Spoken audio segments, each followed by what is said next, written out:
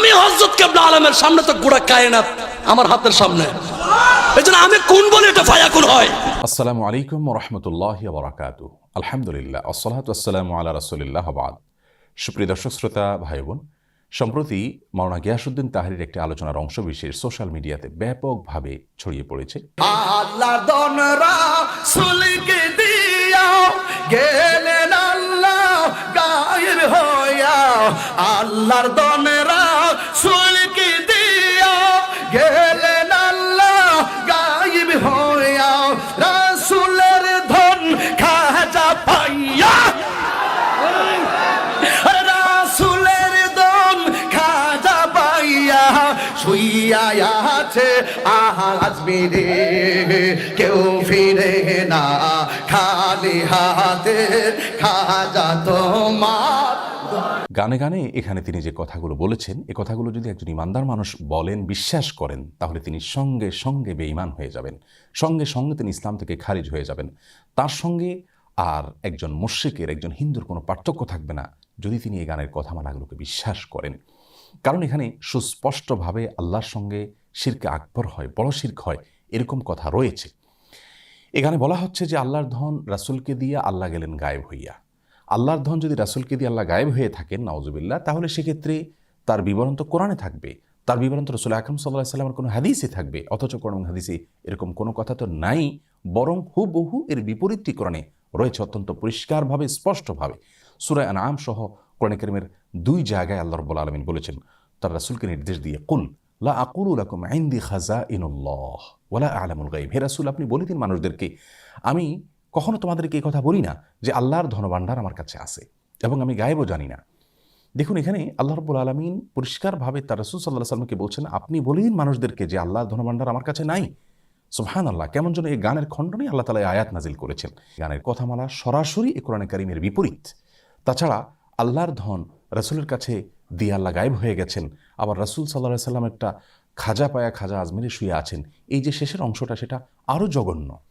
কারণ আল্লাহ রাব্বুল আলামিনের ধনভাণ্ডার যেখানে রাসূল আকরাম সাল্লাল্লাহু আলাইহি ওয়াসাল্লামের কাছেই নাই, সেখানে খাজার কাছে কোত্থেকে আসবে? আবার খাজার দরবারেতে কেউ ফিরে না খালি হাতে। এই যে কথা বলা হচ্ছে, খাজার দরবার থেকে কেউ খালি হাতে ফিরবে না। খাজা কি কাউকে দেয়ার কোনো ক্ষমতা আছে? পৃথিবীর কোনো কবর, সেটা যত বড় নেককার মানুষের হোক না কেন, যত বড় ভালো মানুষের হোক না কেন, তার কবর থেকে, তার কবর জিয়ারত করে সেখান থেকে মানুষের কোনো কিছু পাওয়ার কোনো সুযোগ আছে? কোরআন হাদিস বলে, ইসলাম বলে, সেখান থেকে মানুষের পাওয়ার কিচ্ছু নেই। রাসূল আকরাম সাল্লাল্লাহু আলাইহি ওয়াসাল্লাম তার এক সাহাবীকে বলেছেন, ওয়া ইযা সাআলতা ফাসআলিল্লাহ ওয়া ইযা ইসতাআনতা ফাসতাইন বিল্লাহ। কিছু চাইতে হলে আল্লাহর কাছে চাইবে, কোনো সাহায্য চাইতে হলে আল্লাহর কাছে চাইবে। কোনো কবর, কোনো মাজার, এখানে গিয়ে কোনো কিছু চাওয়া যাবে না। প্রতিদিন আমরা সালাতের প্রত্যেক রাকাতে সূরা ফাতিহা তেলাওয়াত করে থাকি, সেখানে আল্লাহ রাব্বুল আলামিন আমাদের শিক্ষা দিয়েছেন বলার জন্য, ইয়াকা না'বুদু ওয়া ইয়াকা নাস্তাইন। হে আল্লাহ, আমরা আপনারই শুধু ইবাদত করি এবং আপনার কাছেই শুধু সাহায্য চাই। তার মানে সাহায্য আল্লাহ ছাড়া আর কারোর কাছে চাওয়া যাবে না।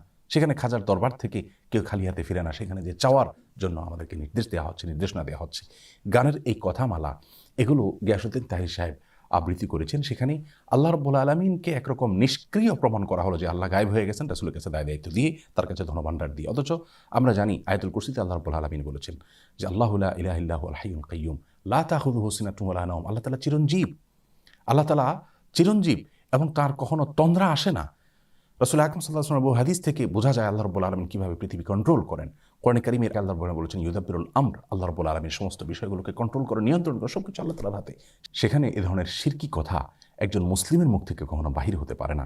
একজন আলেম তো অনেক পরের কথা, একজন ওয়াইজ বা বক্তা তো অনেক পরের কথা। আরেকজন বক্তা তার পীরের কারামতি বলতে গিয়ে তিনি আল্লাহ রাব্বুল আলামিনের যে পাওয়ার, আল্লাহ রাব্বুল আলামিনের যে শক্তি, সেটা তার পীরের জন্য সাব্যস্ত করেছেন। আমি হযরত কিবলা আলমের সামনে তো গোড়া কায়নাত আমার হাতের সামনে, এজন্য আমি কোন বলে এটা ফায়াকুন হয়। আল ইয়াযু বিল্লাহ। একজন মানুষের ঈমান হারা হওয়ার জন্য, কাফির হওয়ার জন্য একথা যথেষ্ট। একথা যথেষ্ট একজন মানুষ বেঈমান হয়ে যাওয়ার জন্য। আল্লাহ রাব্বুল আলামিনের ক্ষমতা হলো তিনি কোন বললে হয়ে যায়, এটা আল্লাহ রাব্বুল আলামিনের পাওয়ার। কোরআন কারীমের 8 জায়গায় আল্লাহ রাব্বুল আলামিন এই কথা বলেছেন বিভিন্নভাবে। সূরা ইয়াসিন আল্লাহ রাব্বুল আলামিন বলেছেন, ইন্নামা আমরুহু ইযা আরাদা শাইআন আন ইয়াকুলা লাহু কুন ফায়াকুন। আল্লাহ রাব্বুল আলামিন কোনো কিছু চাইলে কোন বলেন, এরপর জিনিসটা অটোমেটিক হয়ে যায়। সূরা বাকারা 117 নম্বর আয়াতে আল্লাহ বলেছেন, বাদিউস সামাওয়াতি ওয়াল আরদ ওয়া ইযা কাযা আমরান ফাইন্নামা ইয়াকুলু লাহু কুন ফায়াকুন। আল্লাহ রাব্বুল আলামিন আসমান এবং জমিনের নবমণ্ডল এবং ভূমণ্ডলের সৃষ্টিকর্তা। তিনি কোনো কিছুর ফায়সালা করলে, কোনো কিছু সৃষ্টি করতে চাইলে তিনি কুন বলেন, এরপরে সেটা হয়ে যায়। এরকম 8 জায়গায় আল্লাহ রাব্বুল আলামিন বলেছেন একই কথা। এটা আল্লাহ রাব্বুল আলামিনের শানে শুধুমাত্র খাটে। আল্লাহর কোনো নেককার বান্দা, আল্লাহর কোনো প্রিয় মানুষ বা পৃথিবীর কারোর যদি এরকম কোনো পাওয়ার তার জন্য সাব্যস্ত করা হয় যে তিনিও কোন বললে হয়ে যায়, তাহলে তাকে তো আল্লাহর সমকক্ষ সাব্যস্ত করা হলো। অথচ আমরা কোরআনে কারীমের আয়াত স্পষ্টভাবে জানি যে লাইসা কামিথলিহি শাই, আল্লাহর অনুরূপ, আল্লাহর সমকক্ষ আর কেউ নেই। আমরা সূরা ইখলাসে, সূরা কুল হুয়াল্লাহর মধ্যে পড়ে থাকি ওয়ালাম ইয়াকুল লাহু কুফুয়ান আহাদ, আল্লাহর সমকক্ষ আর কেউ হতে পারে না। সুতরাং কোনো পীর বা বুজুর্গের হাতে কোনো পাওয়ার রয়েছে, তিনি কোন বললে সব কিছু হয়ে যায়, এরকমটা যদি কেউ বিশ্বাস করেন, তাহলে সঙ্গে সঙ্গে তিনি বেঈমান হয়ে যাবেন, ঈমান হারা হবেন, মুশরিকে পরিণত হবেন, শিরকে আকবরে লিপ্ত হয়ে যাবেন। আর শিরকে আকবরে লিপ্ত হওয়ার পর কেউ যদি তওবা ছাড়া মৃত্যুবরণ করেন, আল্লাহ রাব্বুল আলামিন তার সেই গুনাহ কখনো মাফ করবেন না। এবং শিরকে আকবরে লিপ্ত হওয়ার কারণে তার পেছনের সমস্ত নেক আমল বরবাদ হয়ে যায়। আল্লাহ রাব্বুল আলামিন কোরআনে কারীমে তার রাসূল সাল্লাল্লাহু আলাইহি সাল্লামকে বলেছেন, লাইন আশরাকতা লা ইয়াহবাতান্না আমালুক, যদি আপনি শিরকে লিপ্ত হন আপনার সমস্ত আমল বরবাদ হয়ে যাবে। প্রিয় দর্শক, মাওলানা গিয়াসউদ্দিন তাহেরীর সাথে ব্যক্তিগতভাবে আমাদের কোনো বিরোধ নেই, কোনো বিদ্বেষ নেই, কোনো শত্রুতা নেই। আমরা কোনো আলেমের নাম ধরে সমালোচনা করার সম্পূর্ণ বিরোধী। আমরা কখনো কোনো আলেমের নাম ধরে সাধারণত সমালোচনা করি না। বিশেষ করে কোনো আলেম যদি এমন কোনো মত পোষণ করেন যে মতের সাথে আমি একমত নই, কিন্তু তার মতের সপক্ষে কোরআন এবং হাদিসের কোনো দলিল তিনি এমনভাবে পেশ করেন যে কোরআন হাদিসের আলোকে তিনি সে মতটি পোষণ করেছেন, এটি তার একটা বুঝ, তার একটি গবেষণা, এমনটি হতে পারে, তাহলে সেক্ষেত্রে তার বিরুদ্ধে বিশুদ্ধার করাকে আমরা সঠিক কাজ মনে করি না। কিন্তু গানে গানে এখানে মাওলানা গিয়াসউদ্দিন তাহেরী সাহেব যে কথাগুলো বললেন, সেগুলো শুধু তার ঈমান হারা হওয়ার জন্য যথেষ্ট নয়। তার এই কথাগুলোকে যারা সায় দিবেন, এগুলোকে যদি কেউ বিশ্বাস করেন, তাহলে সেক্ষেত্রে তারাও ঈমানদার হারা হবেন। এই যে শত শত হাজার হাজার লক্ষ লক্ষ মানুষ তার দ্বারা বিভ্রান্ত হওয়ার সম্ভাবনা রয়েছে এবং এটা ঈমানের প্রশ্ন, এই জায়গায় আমরা আর চুপ থাকতে পারছি না, এখানে আমাদেরকে কথা বলতেই হচ্ছে।